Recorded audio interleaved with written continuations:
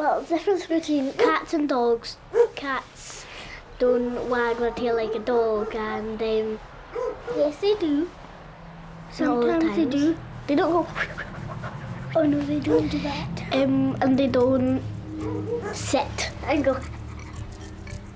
And they don't fetch balls as well as dogs.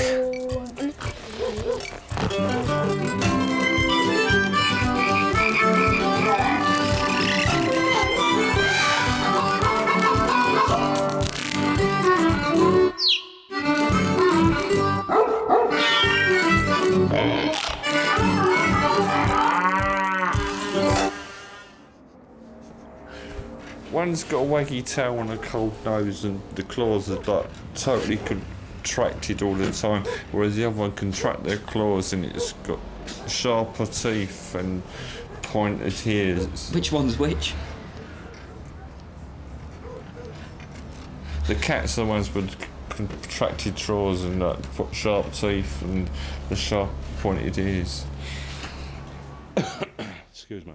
I think I'm an oddity. I've got a foot in both camps, really, and I appreciate either animal for very different qualities. I like dogs better than cats, though. I don't. They seem to be more friendly somehow. Dogs like greet you, whereas cats just sit, they can sleep for so long.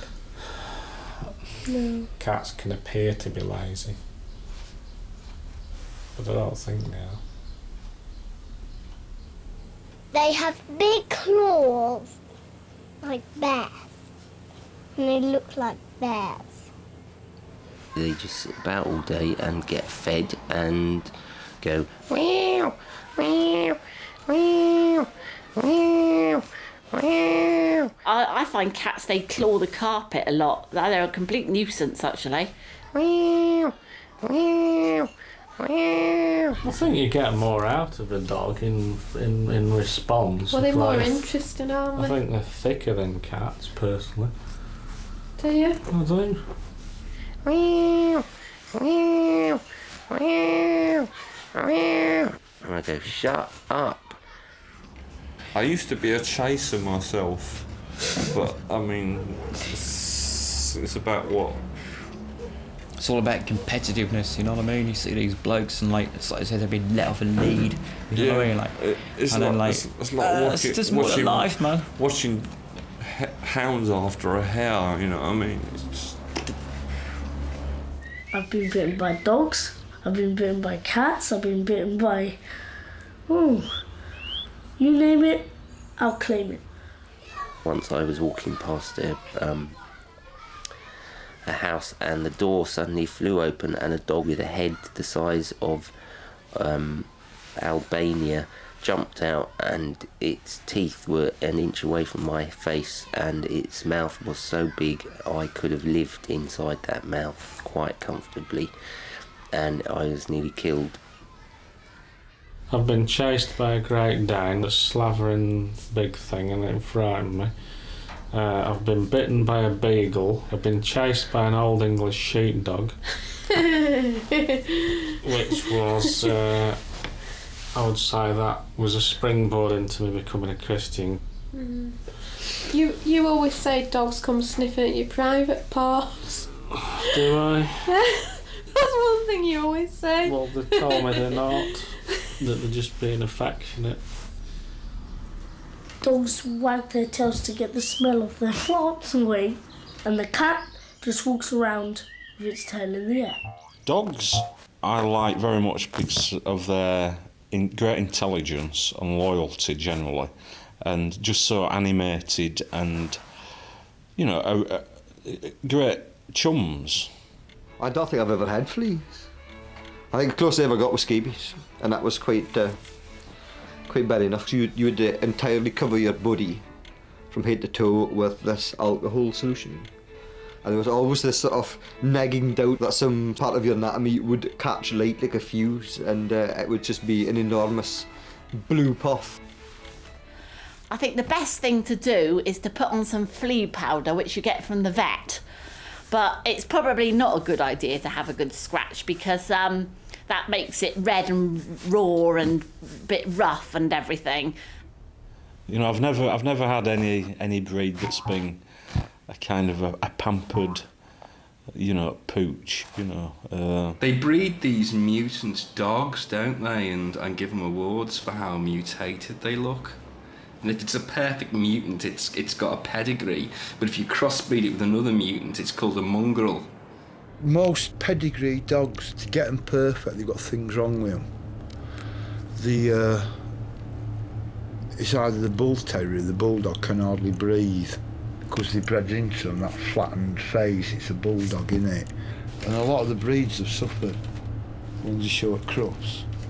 They look ridiculous with silly bowls. They look stupid. I'm certainly a loyal companion, but I have to say I've been let down a lot too in my life. I might be very loyal, but I do like my father said before me. He said, you trust everybody once. And that's what I do. I trust everybody once, no matter who they are. So I'm loyal to the point of disloyalty. Cats, on the other hand, they are the clever ones. They give humans nothing. I'm not a cat person. No, they're not loving enough, and they hiss a bit, and they don't do anything. They just wee all over the garden and leave brown stains all over the grass and just make a nuisance of themselves. I've defecated outside, of course I have. You know what I mean? If you step in dog mess, then it's not very hygienic, and it's not very it's just not nice. You kind of get an antennae. The slightest thing, kind of, boop, boop, boop, boop. You know what's going on over there? Sidestep it. And if you can't sidestep it, make sure you come through it. Because at the end of the day, cats, when they go to the toilet, they clean up and they cover up after them. And that has got to be a sign of higher intelligence.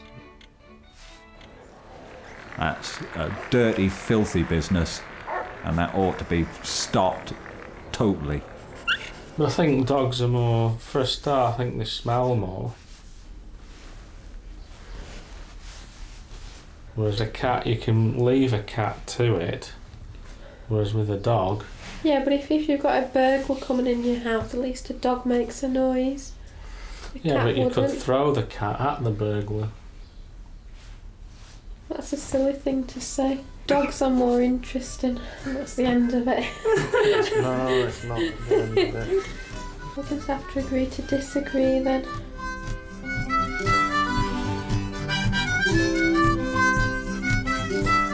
And I've got a lovely smile, as my mum says.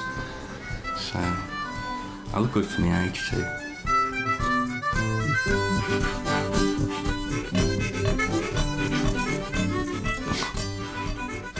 No.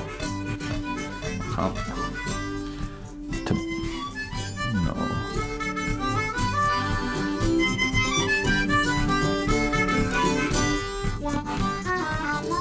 No, I think I'm... No.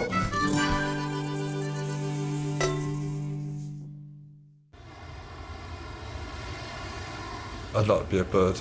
I don't know, something like an Andean condor. Lots of space, you know, sort of... Big birds of prey, something like that. Soaring above the mountains and just looking down and looking for your dinner. Nice big albatross. No, Mike, being reincarnated as a sparrow.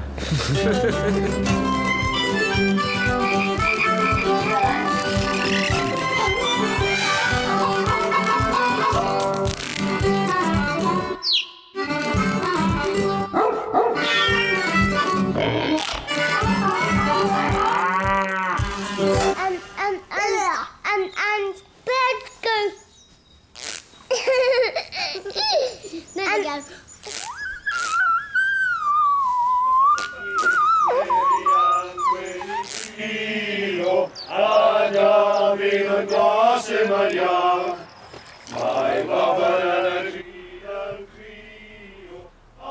I like to put food out for them, Bread or especially in the nuts. winter, because you see them in the trees and they're sort of looking a bit nonplussed, aren't they? But I put one of those peanut things out recently thinking I was doing them a good turn, and it was like 10 weeks later, there was no visible sign of any nut disappearing, and I thought, well, what's this all about? I don't know. How'd you open the bag? Well, you don't open the bag, do you? They're supposed to go through the bag, aren't they? Yeah, I don't think bland comes into our eating. We're definitely, what would you say, gourmets or gourmands, whichever word it is. We like to indulge and enjoy the food, really. And I think probably there's a good variety in what we eat. Thai, Indian, Chinese, French, Italian. Yeah, whatever. Traditional British. As long as it tastes good, I'll eat it, really. And the best of all, of course, is duck. The only thing you can do is not to make eye contact, of course. As soon as you make eye contact, it just has you. I think it's because you're easy prey. You're a nice little bit of meat here. Nice and small, I could soon whip him round. Perhaps that's what they do. I think, he's quite vulnerable, I'll have this one. When you're up a tree, you're head and shoulders above all the buildings. You can see the contours of the land. There's something immensely liberating about that. And it's real freedom to be out there in the wind. How do birds stay up in the air? It's all to do with aerodynamics, and that's far too complicated for me to go into now. Some things aren't worth thinking about, are they like that? Not all birds stay up in the air, do they? No, they don't. If you dropped an emu out of an aircraft, it wouldn't stay in the air, would it? No. The first time I flew myself, I was scared silly. But quickly started to enjoy it. It's not short of hard work. Every single day. Something new, something different, got to keep learning. Birds stay in the air through magic. And there's all these scientists and naturalists who think they've got it sus, but it's all magic. You think it's sort of Peter Pan, do you, Ian? Sort of they have a happy thought. Is that what you're saying? Yeah, birds are happy, and that's why they can fly. It's brilliant. When you're flying down the M6, you can see truckers flash their lights and they see you. It's great. There's no better feeling, I think. It's really free, so it's good. It's wonderful. It's a wonderful feeling. Yeah. You gotta limber up, you gotta loosen up. You gotta get all that. You know what I mean? You gotta warm it up before you let rip. Yes, I've never flown. Except I have jumped. I'm very brave at some things. I don't like to take off, I like to land, do I? Me personally, I do like taking off. The pull of it, right? When you actually take off. Yeah, I do enjoy that sort of thing. Taking off the surge, the acceleration, the noise, the shaking, and then, once you're airborne and everything's stabilised, perfectly all right. And obviously turbulence isn't much fun, but it's not usually anything to worry about. I've never flown in really bad weather or had a bad experience. And if you've got that flying bug, then I don't think you really lose that. It doesn't matter how many times you take off into a dawn or landing at sunset. Yeah. It's just a special thing. I've got the best sense of direction. Anna's got no sense of direction. None at all, have you, Anne? No, definitely not. Definitely not. No, I haven't got a clue on direction, how to get there, how to get back now. No, I haven't got a clue. I could probably lose her around the block. She wouldn't be able to get back. Definitely not. Oh, well, would we say we've got a good sense of direction? I mean, we're blokes, aren't we? I mean, of course, we don't have to stop and ask for directions, ever. I mean, you never get lost, do you, blokey? I've never been lost at all in my life. I've been temporarily misplaced from time to time, but never actually lost, so I'd say I've got a pretty good sense of direction as well. Without landmarks, I'm lost.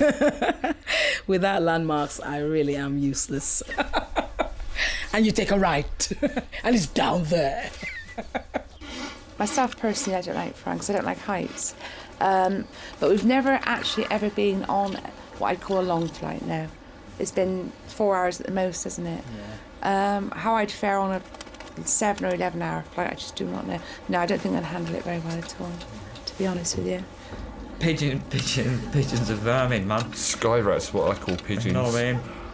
What we need is a few more peregrine falcons around London. Sparrowhawks. Sort them out, you know what I mean? But it's getting smaller and smaller and smaller the areas we can go to. And yeah, it would be great just to be able to rort down London's high street, you know. Woohoo, check me out, everybody. I'm coming past your window. Oh, you know, that would be cool. It's not the fear of flying, it's the fear of crashing. I suppose once Well, people say they're frightened of flying, but they're not really. They're just frightened of dying. Funnily enough, I've only actually been flying about 4 times in my life. The last time I went to Italy in May, and that I found fine. I got over it, and I realised it was an irrational fear. But before that, it really was like a white knuckle ride. To be honest with you, I do have quite a few fears and phobias. I don't like heights either, but flying was a bad one for me for a while. But I'm fine with it now. I don't think I've got a fear of heights. Maybe a fear of falling from a great height, but no, those being up on a high place doesn't give me the shivers. Other things do, but not heights. Yeah, I've not got a problem with heights at all. I actually fell through a couple of skylights on roofs, one at Bath Road at Brislington. I actually fell through the skylight and dropped through into the kitchen area. They weren't very happy though, not for the fact that I cut all my legs, it was for the fact that I had ruined all the dinner. He had a bad accident about 2 years ago.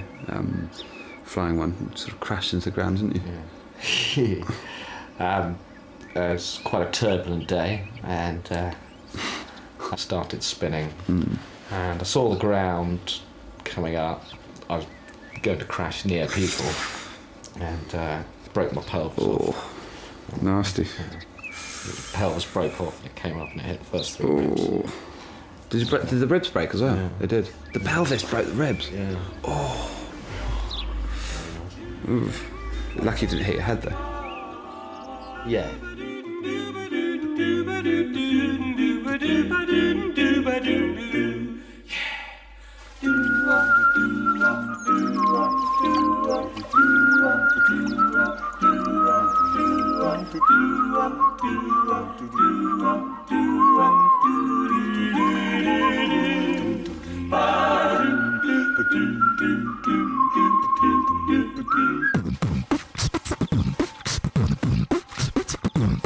Actually, I find that one of the most relaxing sounds there is, birds singing. Yeah, lovely.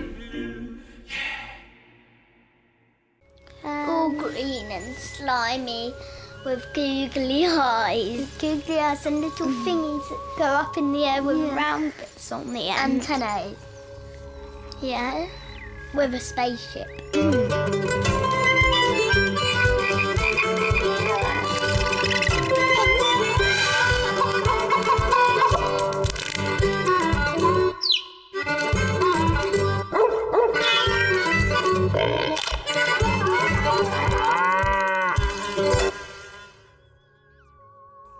I don't believe in aliens, really. I don't believe in strange people and strange creatures and strange anything, because God wouldn't create anything that's not perfect and that's abnormal and strange. No, I don't believe there's alien life on this planet. I believe there's something, but Don't know what we don't know. But I believe there's something that we've not been told about that. What do you mean if aliens existed? Aliens do exist. Everybody knows aliens exist. I think if aliens existed, I would think they're about that small. Some of them, these are the good ones, that small, and they have quite a big head, and they're very good at sums, and they have small legs and arms. I've no idea what aliens would look like. They could look like anything. There might just be a ball of gas, or an idea, or a particular coloured light. The whole conspiracy thing about aliens is absolutely ridiculous. I mean, why on earth would they visit us to fly around in some farmer's back garden in the back end and beyond in Suffolk to just bugger off again? It just doesn't make sense whatsoever. And the whole thing about UFOs in the sky is just beyond me. Well, what is a UFO? You know what a UFO is? What does it stand for? I can't remember. Something. What is it? An unidentified flying object? No, I've never seen one of those. I don't even know what one is. So anything that you don't identify that flies past you is a UFO, isn't it? So basically, if it's a bird that you don't recognise, what's that? You get the book out, you can't identify it. That was a UFO, wasn't it? No, you're being silly. I've seen a UFO at a time when UFOs were being sighted in Lancashire. People were saying they had flying saucers going over the rooftops in a suburb of Bolton. And one news reporter claimed to have taken a photograph, but whether it was a genuine photo is another thing. I came beginning of May in 1984 because it's a beautiful planet. You can see it from quite far. It looks very attractive. It's not as striking, the difference that people expect when they ask, how different is it than home? I mean, you hate to lapse into this whole stereotype about how the English people are who live around me. We have radionic equipment, which we call spiritual energy radiators, which have been in operation now for over 30 years. Every unselfish action is potentized by spiritual energy radiators. You have here like shopping centers, which are like community centers nowadays. You have people on Saturday take their children to shopping center, like probably that's one of the elements of care and community program they have now. They develop, strong enough medication so they can keep you quiet and you can just walk around and look at the bright, shiny things. Yeah. Makes you happy. I mean, they make these models of aliens. I mean, how can they make models of aliens when they've never ever seen aliens? You know what I mean? Is that is that a fuss? You know? Yeah, but is it? Yeah, you know but what I mean? you're allowed to have that imagination, aren't you? Yeah, but I mean, how can they mould an alien when they've not seen an alien? Well, if somebody asks you what's an alien like... Well, I couldn't tell them because I don't know, because I've never seen one. If they say, right, what do you think it looks like? Well, again, I wouldn't be able to tell you because I don't know. Yeah, but wouldn't you have a go at saying, I think they might look like this, or... Well, they could be 2 foot tall. Well, I think a lot of the portrayal of aliens comes from people who say they've seen aliens or they've been beamed up by aliens. Some of these stories people come out with. Do you think they are stories, or do you think they're true? There's no doubt in my mind that these people have had an experience. No, I think that's nonsense, to be honest. I think people have either had too much to drink or they've just got very imaginative imaginations. I reckon they've been on some sort of wacky-backy type stuff, I reckon, if they're saying they've been abducted by it. So they glow in the dark, like, The first few months in this country, I had to learn that you do not kiss everybody to say hello. And I did with the postman. I opened the door, there was the postman, I gave him a kiss on his cheek twice or whatever. And he was absolutely shocked. I've loved the weather here. And I know that sounds crazy because everyone always complains about the weather here. Oh, it's very temperate. Living in the city, you hardly ever have a freeze. And when you do have snow, it's pretty and it melts when it hits the ground, which is ideal. Yeah, I reckon there's quite a few of them roaming around the planet at the moment. And Well, I think just the opposite. To be honest, I don't think at this particular time aliens do not exist. Until someone comes up with the proof that they are existing. There's a lot of proof that they exist on other planets, isn't there? You know, it may not be kind of like we might be looking at sort of, looking at things in other dimensions, other planes. It doesn't have to be travelling through long distances, things like the elves and the fairies. Wacky people. Wacky people. Real strange. This is home, everything is a bit upside down, but that's the way it is. But it's becoming level.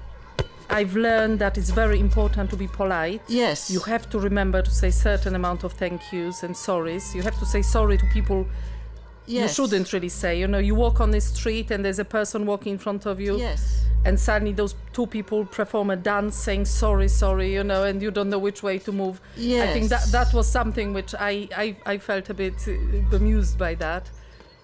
Yes. Mainly, I just watched Jeremy Paxman. Now, as to whether they visited us or not, recently, I couldn't tell you. They might have. Who's to say they ain't here now?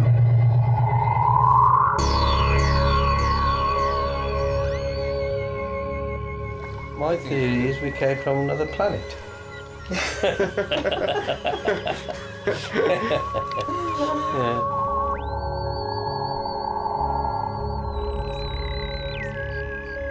It's just pants. I don't believe in it.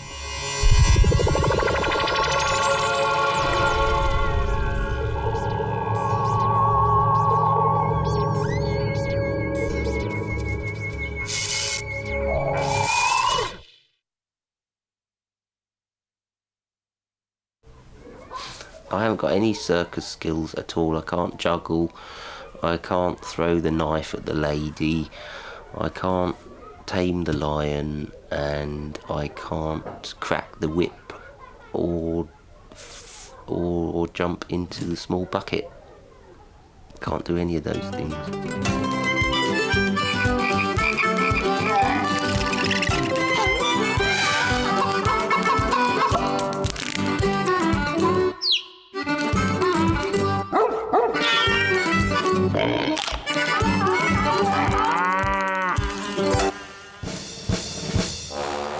The thing that excites me about performing is that it's a release of any tensions that you might have inside you. Ooh.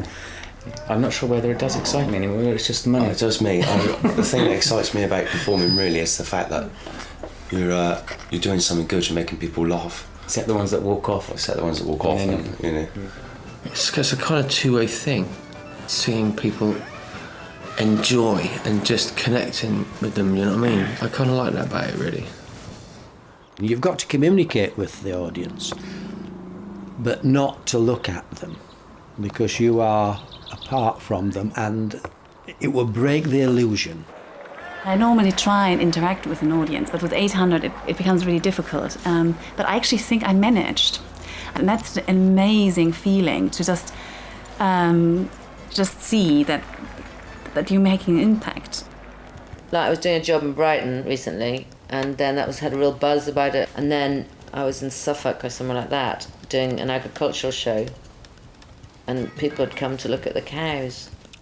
I had to stand on one leg and do a raspberry, go arse over, what's it, in front of 250 people. And I bonked my head. I thought it was a goner. And I heard them as I hit the floor go, and it was weird because it took off. I just flew. And I was just so embarrassed. I was like, no, I'm fine, just get back on, I'm fine. We spent a huge amount of time when we were on the road exercising. We would stay up all night long practicing our handstands. We used to spend hours balancing and tumbling and helping each other learn tricks and use our bicycles, that sort of thing. I can do nothing like that. I can't even juggle. Well, can I? I juggle with two things, but not with three. That's not really juggling, is it? No, it's chucking stuff up in the air, isn't it? Yeah. Apart from doing a bit of stretching, a bit of yoga, trying to get my foot behind my neck and stuff like that, just to kind of loosen the old gizzards. Everyone used to get down and do bang out 20, drop and give me 20. So we used to do that. And then all stick our knuckles together like loads of bravado-y kind of, blokey business, and put your knuckles together, things like that, really, yeah. You need to warm all those areas up, your body, and then moving on to your voice. And I start to hum a kind of there's opening your voice and going, Many men, many men, many men, men, men, many men, many men, many men, men, men. In Tooting Two Tutors Astute, try to toot to a duke on a flute. Paba à moi. Toddler rigger. Oh, that kind of thing, you know, it's all kind of croaking out. But it's it opens up your voice, it relaxes and strengthens your vocal cords, it warms everything up. I don't find the clowns funny. I do begrudge them coming on. I find it quite insulting. No, what I enjoy about clowns, I think they're very talented actually, because when clowns get together at the circus, they can do things that are very funny, like they can throw custard pies at each other and things in a very funny way to make a lot of people laugh, and you have to be very talented to be able to do that. You have to be an entertainer. No, oh my goodness, no way. They're so horrible. They're really frightening, and I think a lot of people are scared of clowns. And they're very funny, actually. If it's badly done, it can be very sad. Oh, it's totally embarrassing. Yeah, I don't like clowns. It doesn't work out. You feel pity for them, and that's like so awful. Clowns are creepy, aren't they? They're not funny at all. They're just weird. They don't look like they're happy. You know, the way they're painted smiles and their hair. And I don't like the music, that that horrible roundabout music with, clowns aren't not my... Slapstick just isn't funny, I don't think. Do you know what I mean? A car falling apart and somebody falling over. It's like... The one I first saw when I was a little kid was called Doodles. Yes, I like the clowns. I like slapstick. One of the things we least like about what we do is working with each other. Yeah. You're constantly having to travel with each other, work with each other, be creative. Do interviews. Do everything together. If there aren't a few butterflies around in the tummy before you go on stage, you're probably not going to give a good performance. You've got to be keyed up. You'd think after all this time I wouldn't, but yes, I still do. I still freak out and panic and fear, the audience reaction to me, and then I get over it. You feel sick sometimes. But as soon as I go on stage, I think, well, this is it. I can't turn back now. I'm on. Oh, God, here comes the light. The light's going up. Inside, the real me is saying, oh, my God. Here we go. Why am I doing this? I love it when I'm doing it. I know I love it when I'm doing it, but why am I doing it? I'm glad I didn't have too much to eat. We did a show a couple of years ago, and 8,000 kids saw it in a week. We had about 1,000 kids per performance. And the kids were like, they were 8 or 9, screaming the blue murder. Oh, I've never been so scared in all my life. I must be stupid. And you get out there, and you look out and you think, they're just loving it. And they're completely engrossed in what you're doing. It's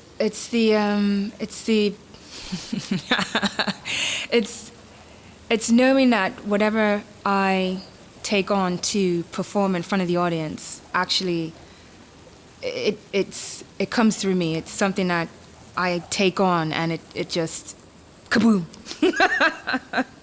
Every time I went on, I could just feel the people laughing at me. It was fantastic. That gives me such a buzz. Such a hell of a buzz. We turned down Freddie Starr, didn't we? We turned down Freddie Starr. Freddie Starr couldn't pay enough for us. Yeah. That was the highlight of our career, I think. That was the really highlight of our career, turning down Freddie Starr.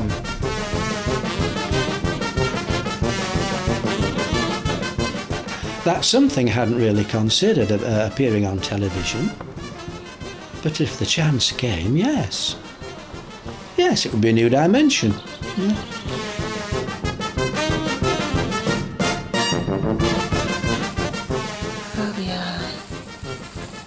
I am scared of heights a bit.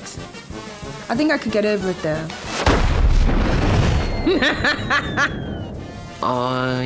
The circus is it's a bit boring, isn't it, really?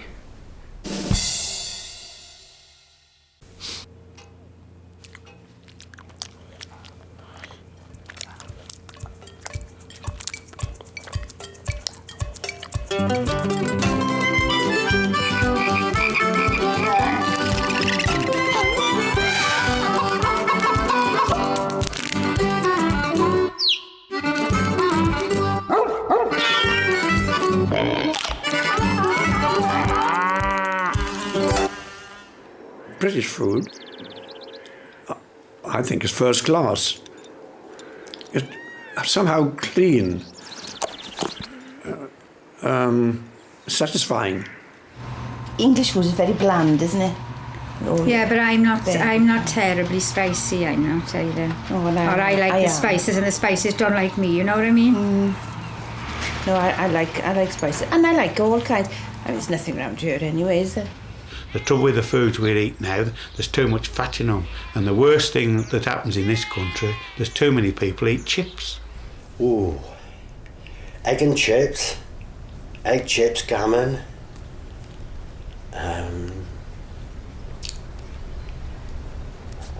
chip butties. I mean, at lunchtime, instead of kiddies going down and buying a couple of apples or a couple of pears, what do? They go to the chip shops and buy chips. And when they get home at night, they have chips again.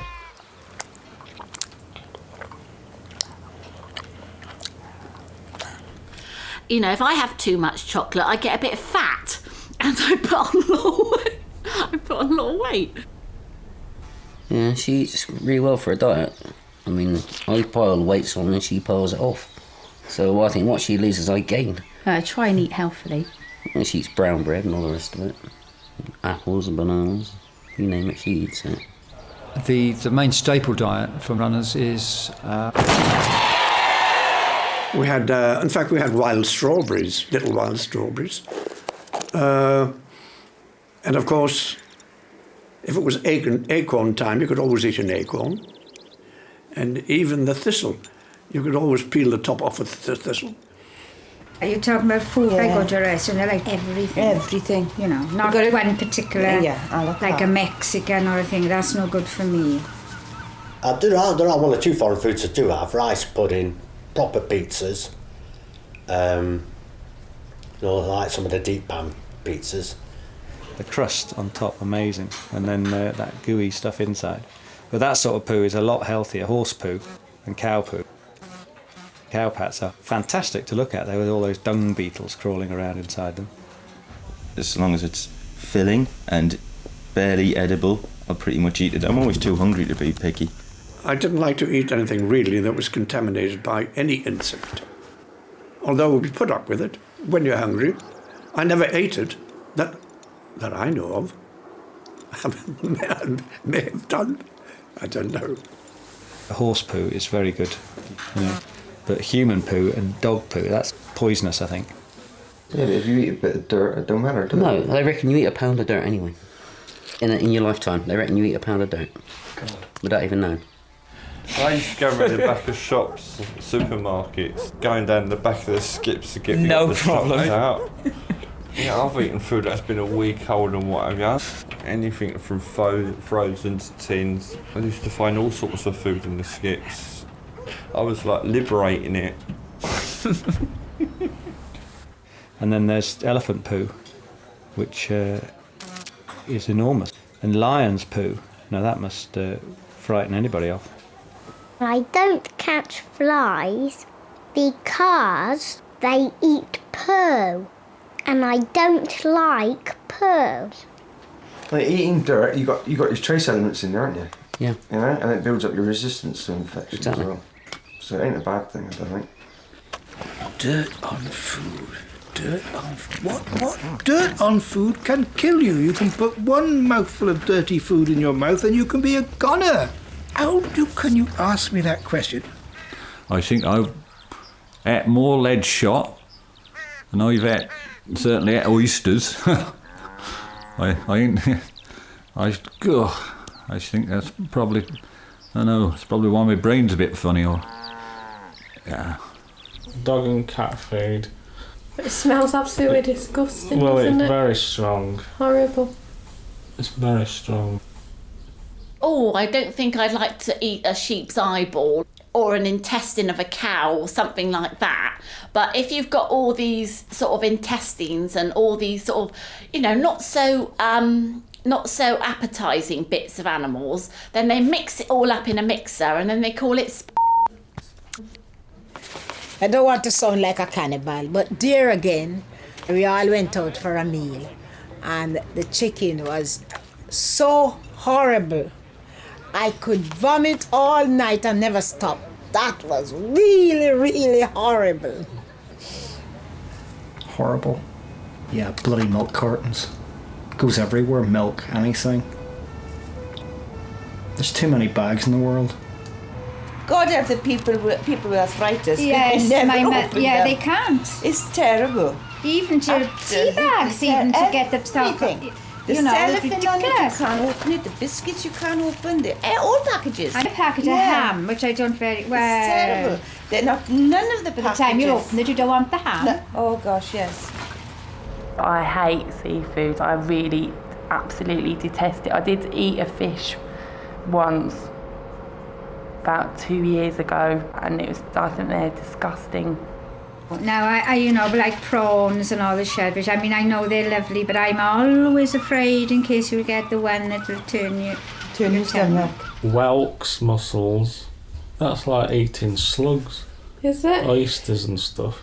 I've never Brilliant. tasted a slug. Ugh, sliding down your gullet. But you don't eat slugs, like do you? eating a slug. Well, how do you know when you've never had one? That's how I would imagine it to be. I love salads. Same as I'd rather have a salad than a roast dinner. We eat a lot of salad in the summer, don't we? More in the winter. Salt and a bit of tomato. Can't beat a bit of salt. Can't beat a bit of lettuce. Well, I mean, I feel very healthy. The only thing that I have problems with is digestion, and I don't know what is wrong with my digestion. I mean, it's just like I just fart all the time, you know? I've got a windy stomach. So, like, a lot of things I would not eat if it would upset me. But other than that, no, I'm not a diet person. Vegetarian is all right, but when they cut out everything, because some of them don't eat, well, they're vegans, is it? Vegans, I think that's hard. I've been a vegetarian a long time, and when I'm angry I sometimes lapse and just go and bite something that's made out of meat, and then I feel guilty afterwards. Vegetarians, I think they're sort of trying to be better than the rest of us. You know, it's been proved, as far as I know, that the best thing to eat is a bit of yourself.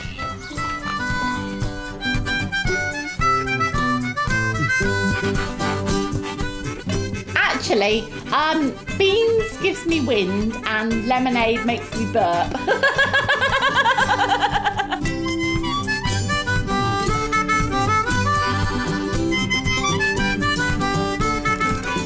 What are you looking at?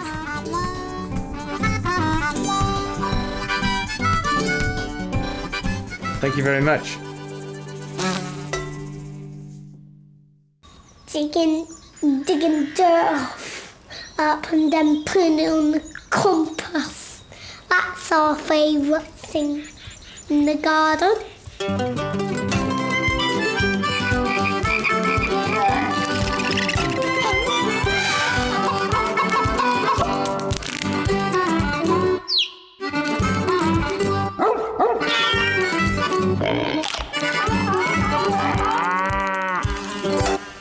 I do everything in my power to avoid having to go out in the garden. It's just not my cup of tea at all. Boring, dirty, cold, wet, generally, out here. Do you want to say something, Mother? No, please don't. Just go back in your little... I do apologise. I love gardening. You know, they say in the garden, it's the closest place to God, you know.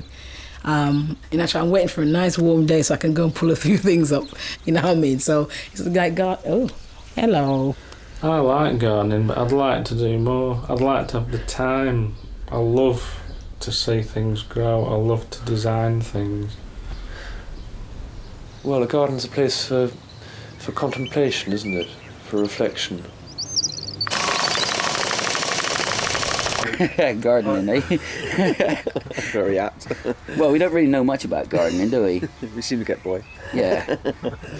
Oh yeah, gardening, you know, it's not an easy job. You know, when you're digging all day, you know, the old back tends to suffer at the end of the day. You make it as easy as you can, really. I would call this a labour-intensive garden. Yes, it is. Me and Nigel we like being out in the open more than we do actually indoors. I believe that anyway. Yeah. And I think what Nigel likes about it is he's got that sort of saying, like, you know, no, do it this way, and I think he likes that. But I think we get on quite well together. Sometimes you have a moan at me and that about it, like, but I mean, two minds are better than one. That's what I always say. Sure. But you know, we make sure that the job is done, and it's done to the best of our capabilities, and the job is cleared, and the job is actually spot on when we leave. We have a yard that Des is very nicely decked out, haven't we, Bob? Yeah. Well, it's all right. I really like it. It's got loads of sun, got some ornamental grasses. It's quite small, but it's nice. No, it's not that small. Smallish. There aren't many ponds in the neighbourhood. And certainly in the height of summer, when it gets quite dry, sort of any body of water attracts frogs from miles around. Sort of a Lonely Heart pond for frogs, yes. Sort of singles bar sort of thing, yeah. I get a bird's eye view of some of the most extraordinary gardens. Sometimes you can be up one tree which has 8 gardens underneath it, and all the neighbouring gardens are gnashing their teeth about this big tree, and the person who owns the tree has a very defensive attitude towards it. We've got a little bit of decking, and then a bit of grass, and sort of And a bit of loads slabs. a bit of slabs. Yeah, just got What do you everything. mean? I pay it, right. Yeah. Okay. Slabs. And you can dig dirt, grass, sheds, bikes, flat stones. What's your favourite plant? I don't have any favourite plants. I like all the plants, except vegetables. I hate vegetables. I don't like any plants except vegetables. You only say that. No, it's true. I know. I quite like olive trees. I can't see the point of flowers, really. I like a good-looking garden which attracts all sorts of living things into it, to be a sort of magnet for life. I like contrasts of form and colour. And cat papu and dog papu. And bird papu. It's organic gardening, that's coming a long way, isn't it? Yeah. All people are sort of... I noticed in our gardens that we visit that there's a lot of people with their own compost heaps and that, putting their own sort of peelings and stuff like that. Well, it's like that garden we done up in Portishead. That one at the bottom, she had all that black stuff, and we opened it up, it was jet That's black, right, remember? Yeah. And that was that when we done all the shrubs and that in her garden. Yeah. And that stuff was really good. And I mean that's good for organic stuff. Yeah. Yeah, it all helps, doesn't it? Yeah. They're about number 1 on the hit list of slugs. Crawling and sliming across leaves and eating. You know, not very good. You just follow him on, you see these silvery trails. I can eat almost anything. Yeah, I think I'm the same too. I won't refuse. And the only thing I don't eat is Turkish Delight. I like Turkish Delight, see? I can't stand it. Yeah, I and like lychees. Turkish. Lychees. Yeah, what don't I like? No, I think I like most everything. Yeah, Brussels sprouts and that, I like them, but the missus don't like it. No, not after. Yeah. Yeah, I know what she means. Slugs, in my opinion, they're ugly looking things. But they're probably eating other creatures, aren't they? So they're probably doing your garden good to leave them. I don't think they are actually doing your garden good. Are they not? They're eating... If they eat your leaves I and know things, nothing about they can wreck gardening. your plants. Can That's they? why they make slug pellets. Oh well, yeah, you're They right. don't make worm pallets. Silly old me, I know.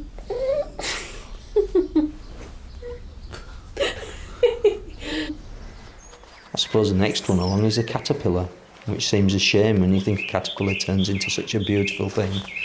But a caterpillar can make such a mess of it, a lot of plants, with leaves munched away again. Yeah, I like the idea of like a good crop of potatoes or a good crop of beans and peas. Whereas flowers aren't useful. I mean, they are. They are. They're useful in the sense that you They're can pretty. sit and enjoy it, but it's an awful lot of effort, isn't it? No, it's not.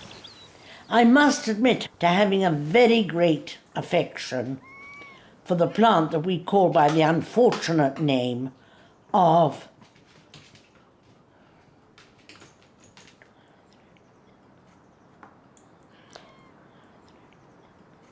dog's tooth violet. Sorry for that delay. There is a shrub that I do like actually, and that's the burning bush. You ever seen them? The burning bush? It's called a burning bush. A burning bush? A burning bush it's called. And basically it goes green, and when it dies, goes to die off, it goes completely brilliant red. Oh, like flames now. Yeah, that's what they call it, a burning bush, because it actually goes from a nice dark green to a real burning red. And that's called the burning bush. It turns to ash? It just goes to like branches, thin little branches, and then it goes green again and goes all over it again. But the tree never goes away; it stays there all the time. All right. So it's a bush that's there, and I should say a shrub, as well as a bush, what is there all year round. It's just mucky, messy, boring, rubbish.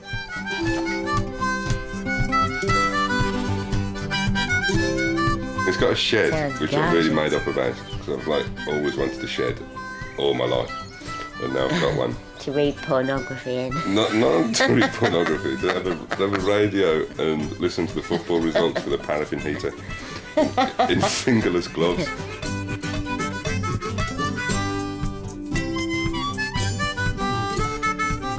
It's not chocolate, it's not grass, it's not anything, it's dirt. I'm telling stories. The best effective medicine is... I have no idea.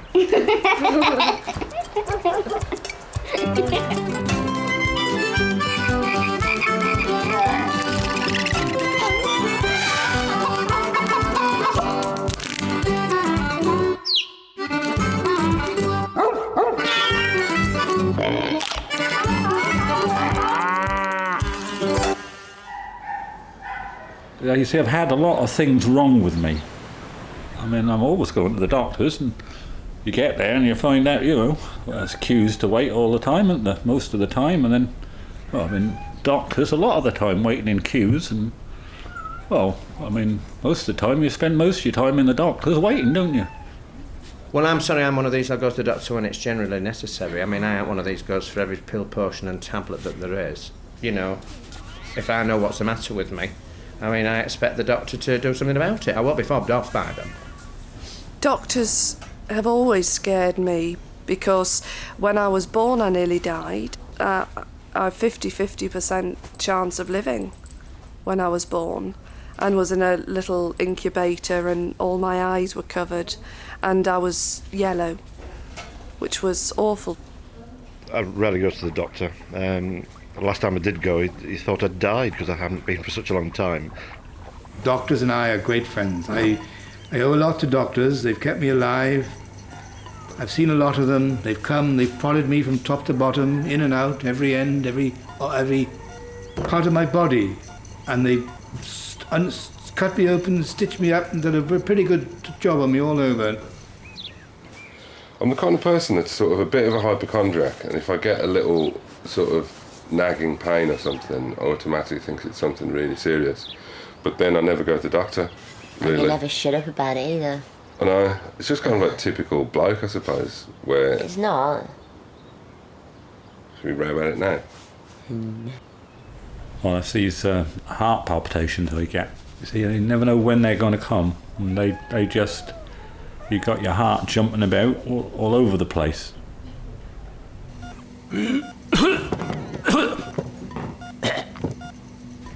Can't do with sputum, and I can't do very much with feet.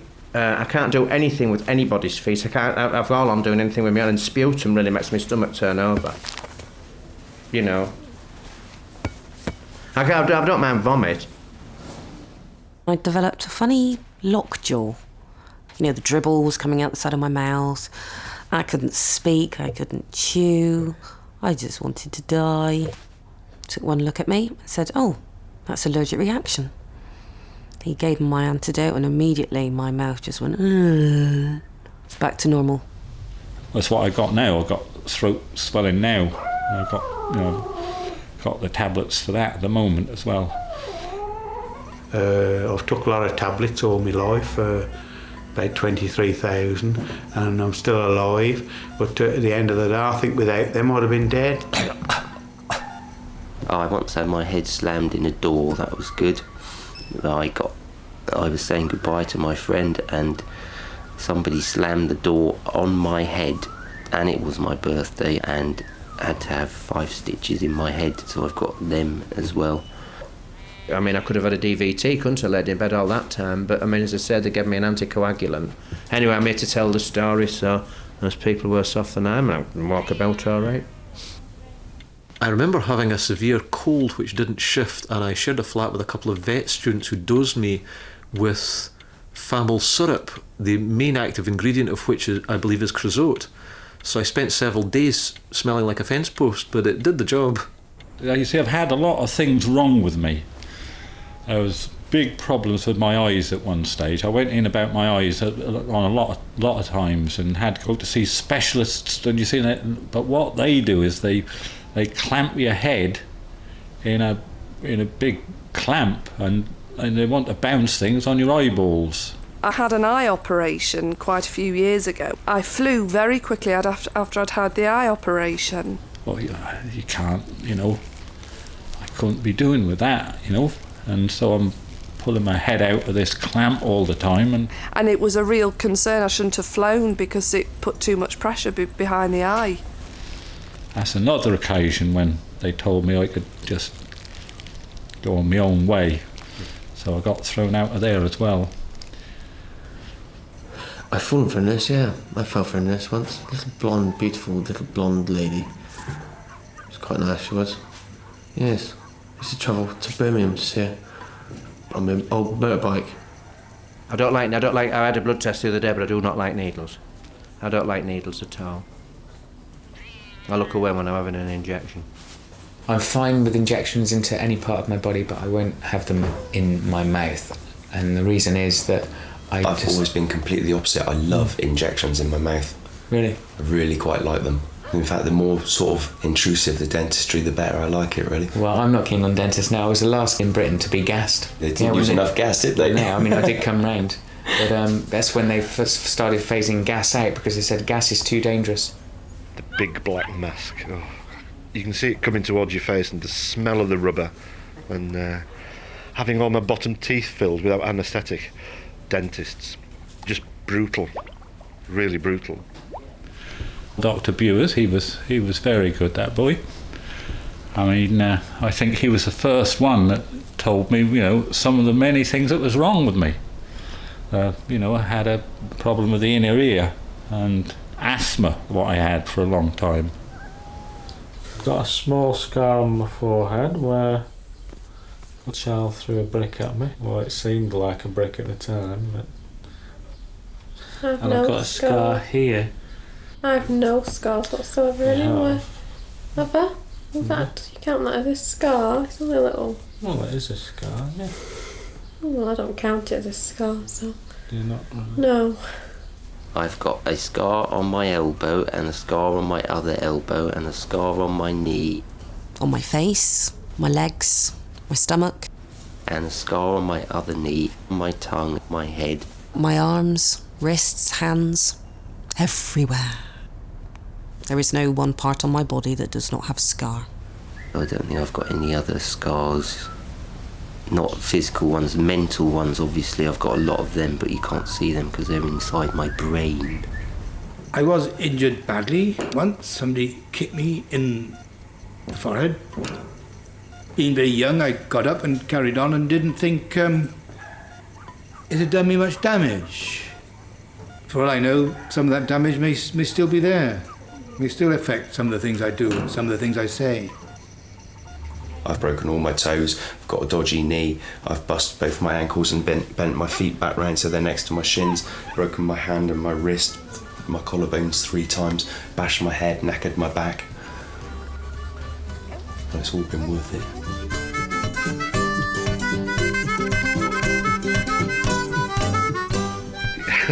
It's great.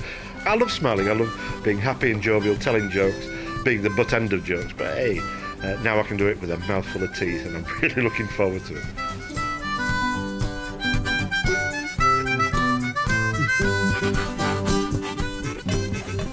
I've had crabs, they were good. They got out of hand, didn't they? They did, yeah.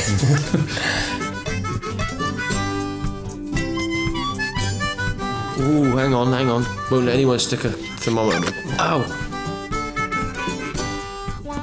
Now it's a lot of talk, is what I find. Yeah. Sorry, what was the question again?